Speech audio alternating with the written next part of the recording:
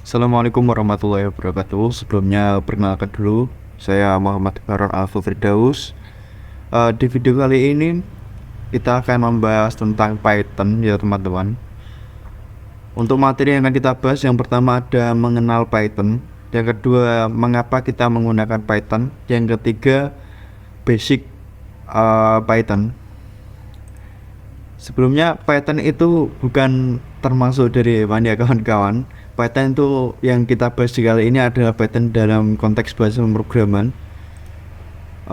Untuk mengenal Python, sebelumnya Python itu adalah bahasa pemrograman yang banyak digunakan dalam aplikasi web, pengembangan perangkat lunak, ilmu data, dan machine learning ya kawan-kawan. Jadi di Python itu adalah bahasa yang support banyak hal, mulai dari pemrograman website, pengembangan perangkat lunak, dari mobile apps, dan game.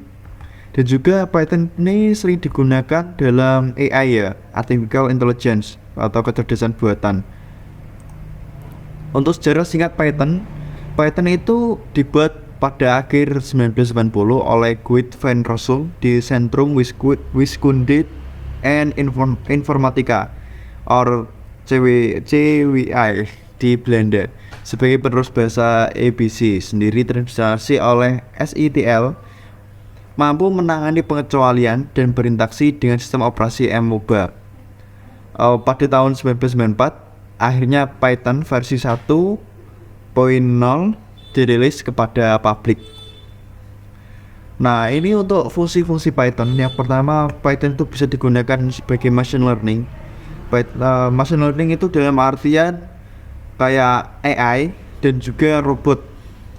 Python juga sangat banyak digunakan oleh para data analis. Jadi Python itu bisa digunakan untuk memanipulasi data dan menganalisis sebuah data. Fungsi Python lain adalah web dev, yaitu bisa digunakan untuk web development.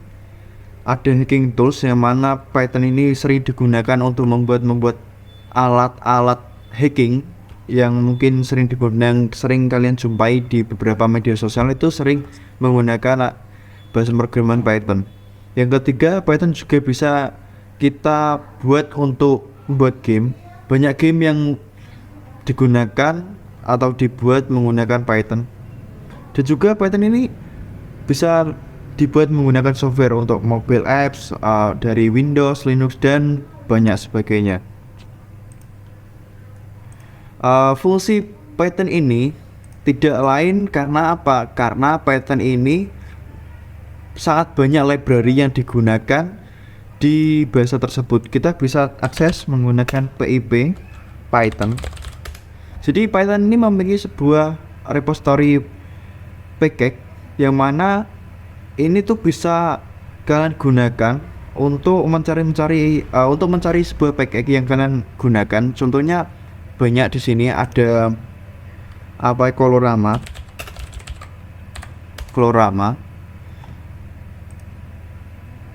Ada banyak sebenarnya, ada PIP request yang mana digunakan untuk menjalankan sebuah request ke server atau HTTP library.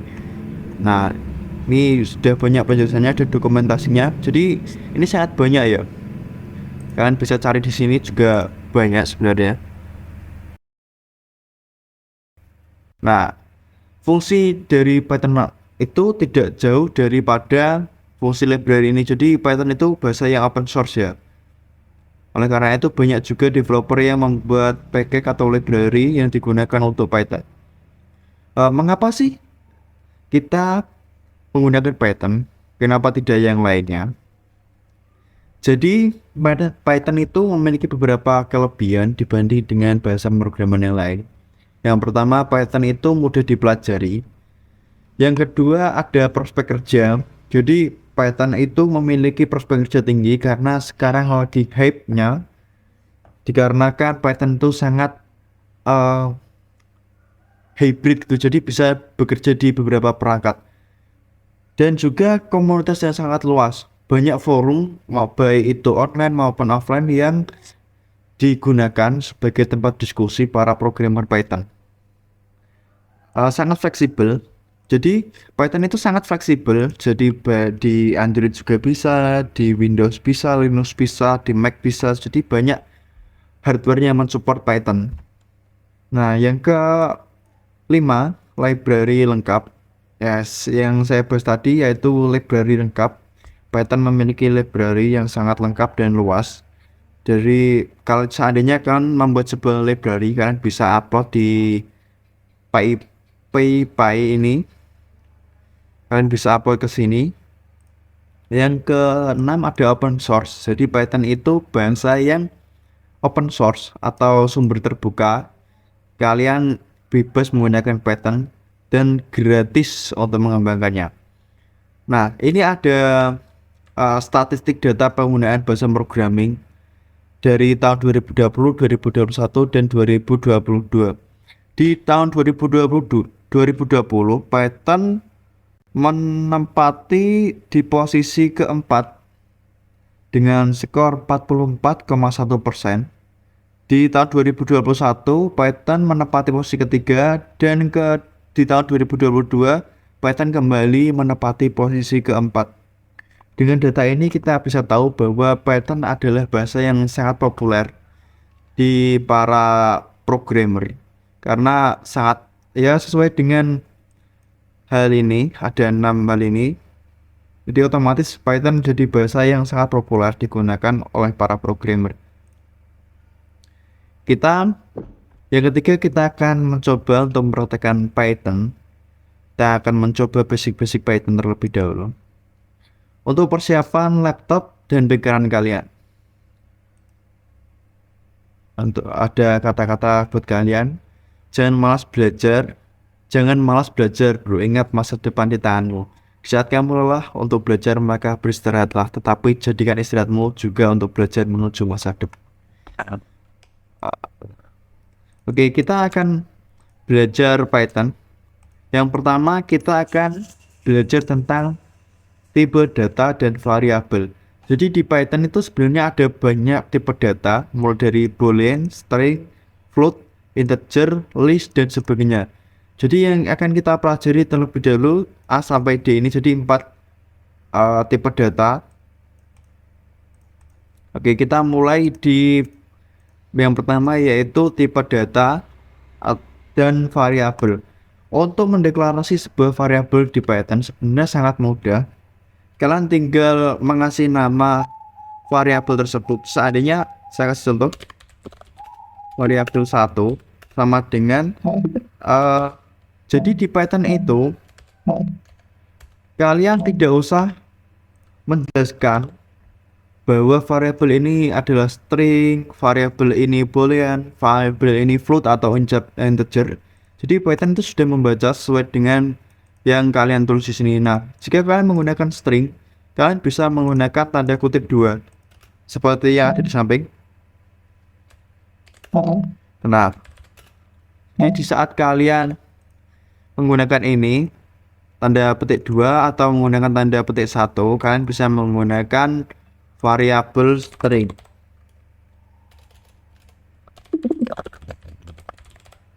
Nah, variabel integer. Nah, jadi integer itu kalian bisa menuliskan menggunakan angka bulat atau angka genap langsung secara langsung. Dan ada lagi variabel float, yaitu float itu angka yang ada komanya ya guys, ada di bawah koma. Jadi angkanya bukan angka genap. Dan ada variabel boolean, yaitu variabel yang menyatakan true atau false. True or false. Jadi kalian bisa menggunakan kedua ini. True itu menyatakan benar dan false itu menyatakan salah. Dan juga ada variabel list. Nah, variabel list ini bisa dikatakan ibaratnya hampir mirip dengan array di bahasa pemrograman lain. Oke, kita akan coba mengprint variabel. Nah, kita coba print variabel 1, string, float, boolean. Nah, kita akan coba untuk menampilkannya. Untuk menjalankan atau mengeksekusi Python, kalian bisa mengetikkan Python Python 3. Di sini saya menggunakan Python 3, itu Python 1. Nah, jadi nanti akan otomatis muncul yang pertama ada hello world karena ini menggunakan string. Apa yang ada di sini pasti dimunculkan di sini. Nah, untuk kalian mencoba atau mengecek tipe dari variabel, kalian bisa menggunakan print tag. Nah, kalian bisa menggunakan print seperti ini.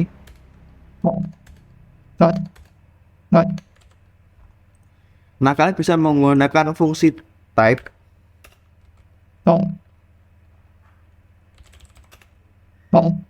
Nah, kalian bisa menggunakan ini untuk mengecek sebuah tipe data dari sebuah variabel.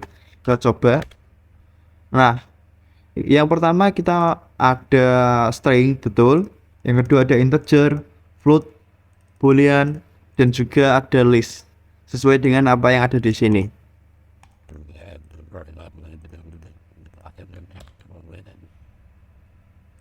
Nah, Python itu lebih mudah karena apa? Python itu sangat mendekati dengan bahasa yang digunakan oleh manusia.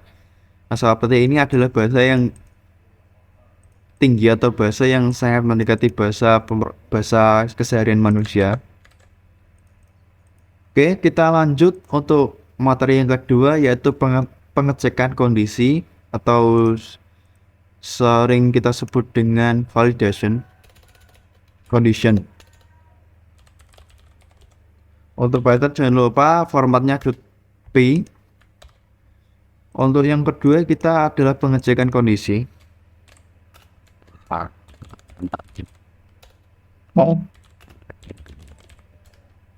Jadi di pengecekan kondisi kan bisa menggunakan if, else if, atau elif.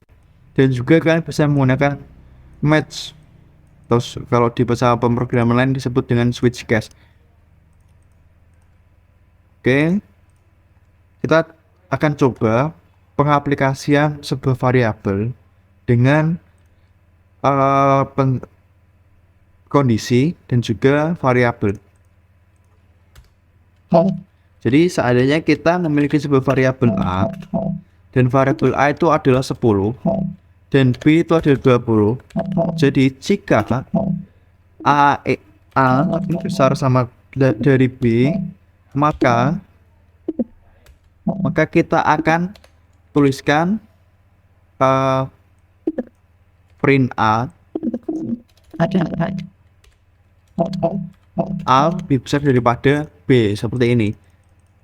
Dan jika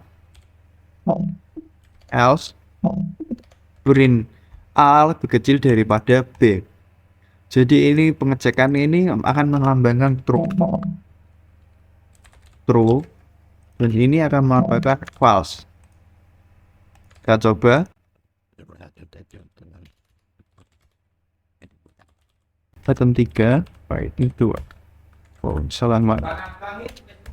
Nah, jadi akan memunculkan A lebih kecil daripada B sesuai dengan yang tadi. Ini kan salah, jadi hasil dari ini salah, maka akan dilempar menuju else, yaitu false. Oke, bisa dipahami sampai sini. Dan juga kita akan mencoba untuk penggunaan lainnya. Yang ada lagi, kita coba lagi variabel C sama dengan 100 dan variabel D sama dengan 10. Kita coba if jika 100 bagi C sama dengan 10, maka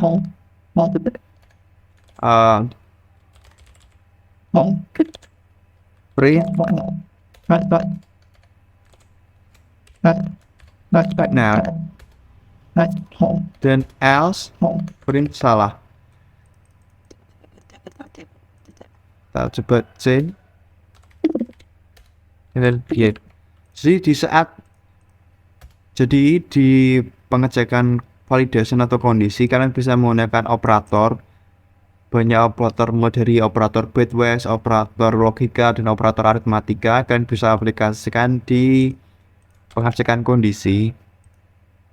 Nah, ini di kondisi saat ini saya mengecek jika C ini kan memiliki nilai 100 dan jika dibagi dengan D yaitu memiliki nilai 10, itu memiliki hasil sama dengan 10, maka akan menghasilkan print benar, dan jika salah maka akan menghasilkan print salah.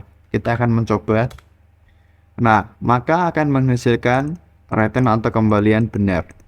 Nah, jika ini kita rubah menjadi 102, maka akan menghasilkan return salah. Karena ini hasilnya adalah bidder. Oh. Fine. Kalian coba tampilkan hasilnya.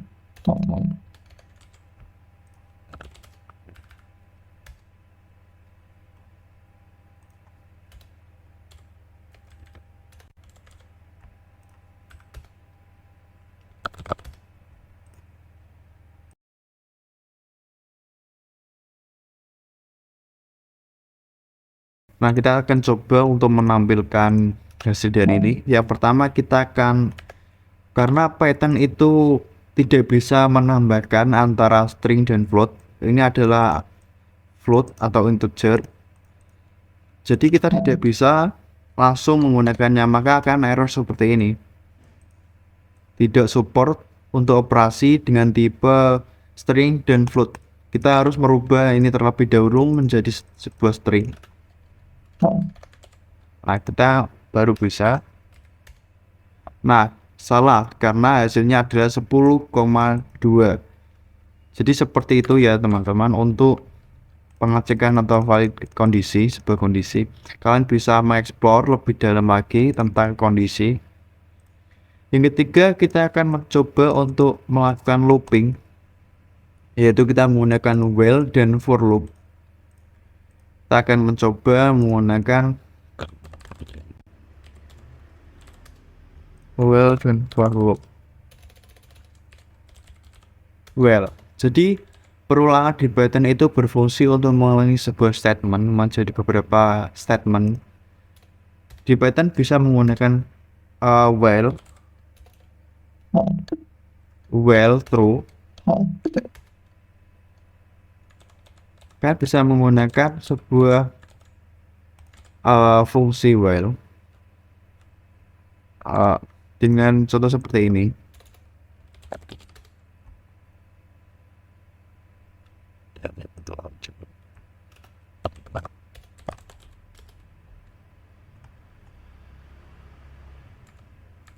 Kalian bisa menggunakan seperti ini. Jadi ini sebuah variabel, maka kita akan men-set terlebih dahulu variabelnya akan kita ulangi sampai berapa. Jadi while itu memiliki konsep seperti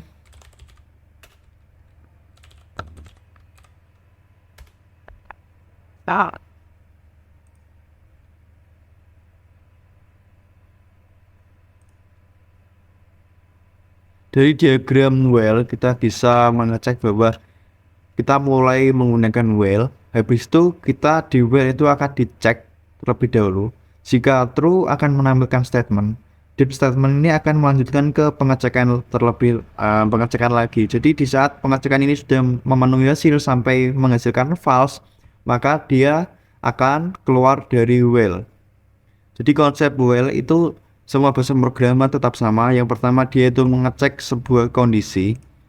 Setelah kondisi itu terpenuhi atau true, maka dia akan menampilkan sebuah statement. Dan statement ini akan kembali ke pengecekan kembali. Jadi while itu menunggu di saat dia itu false, maka dia baru exit. Jika dia itu true, maka dia akan mengulangi ini selamanya. Nah, kita bisa mencoba, yaitu kita mencoba index i, variabel i adalah 10.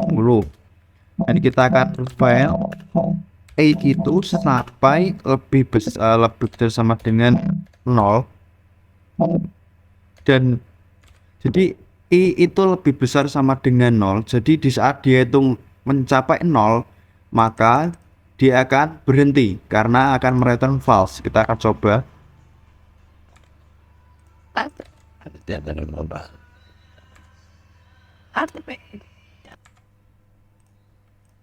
Jadi maka kita akan coba. Nah, otomatis akan berubah menjadi 10, 9, 8, 7, 6 sampai 1. Dan seandainya kita akan rubah menjadi ini ke 11 dan ini kita tambah, kita juga bisa mendapatkan kebalikannya. Seandainya kita mulai 0 dan ini kita tambah sampai 11. Nah, sama dari mulai 0, 1, 2, 3 sampai ke 10. Dan ini saatnya kita mulai dari angka 1.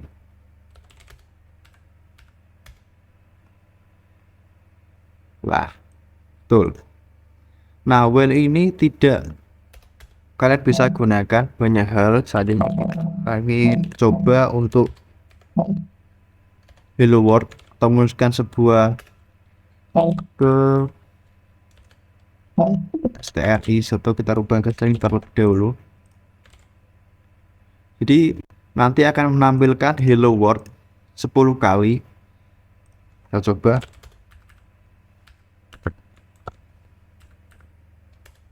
Nah, dia akan menampilkan tulisan seperti ini. Jadi kalian bisa memanfaatkan while itu sebagai banyak hal, untuk mulai dari pengolahan data, dari looping, tugas, dan sebagainya. Yang ketiga, kita akan coba menggunakan for loop. Jadi untuk penggunaan for ini, kita coba for konsep.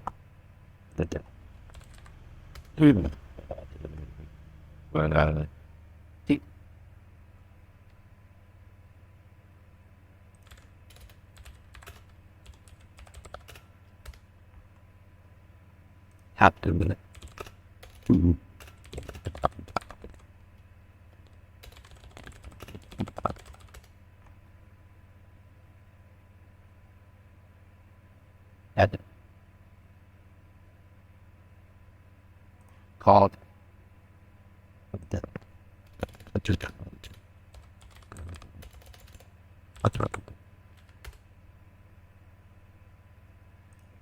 Nah, untuk penggunaan for, jadi untuk penggunaan for kan bisa manfaatkan untuk list. Jadi saat kita memiliki list data 1 sampai 10, kita bisa manfaatkan for data di dalam list data. Maka ini mengambil dari ini. Kita akan coba ini komentar terlebih dahulu. Jadi program ini akan menjalankan sama, tetapi for ini biasanya digunakan untuk mengelola dari sebuah tipe data list. Saat kita akan menambahkan ini ke 11, maka kita bisa juga seperti ini. Oke. Sekian materi kali ini, semoga bermanfaat. Dan jika ada pertanyaan dan salah kata dari saya ucapkan mohon maaf sebesar-besarnya. Sekian dari saya. Assalamualaikum warahmatullahi wabarakatuh.